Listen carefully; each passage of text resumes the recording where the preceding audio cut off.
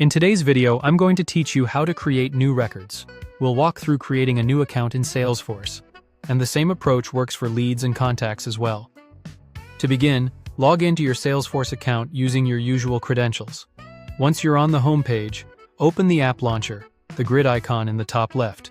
Then, in the search bar, type Accounts and select it. Depending on your permissions and page layout, your screen might look a little different, but the overall flow is the same.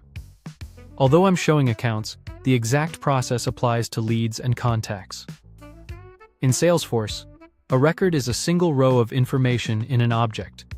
Accounts for companies or organizations, contacts for people, and leads for potential prospects. Think of records as the living pieces of data your teams rely on. Inside Accounts, choose a list view like All Accounts if needed, then click New. If you prefer, switch to the All Accounts list view from the drop-down, and quickly check that the company isn't already in your system. Start with account name. Enter the official company name. Tip: stay consistent with capitalization and abbreviations to keep reporting clean. Some orgs have naming conventions or enforce unique names.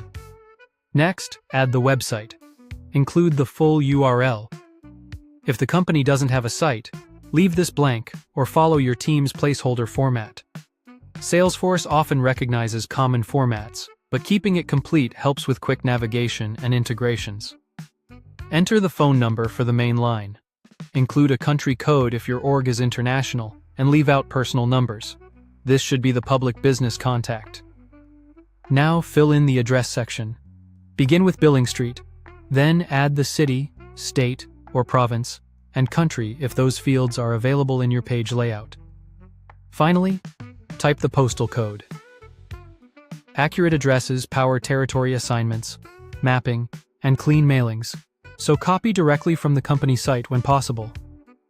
Double-check everything for typos, especially the account name and web address, because those are commonly searched fields.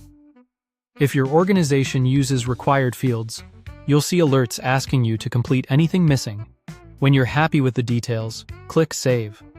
Salesforce creates the new account record and opens it immediately so you can review what you entered. From here, your page layout may show related lists where you can later connect contacts, activities, and opportunities, but the core creation is complete. That's the full walkthrough for creating a new record in Salesforce using the accounts example. The same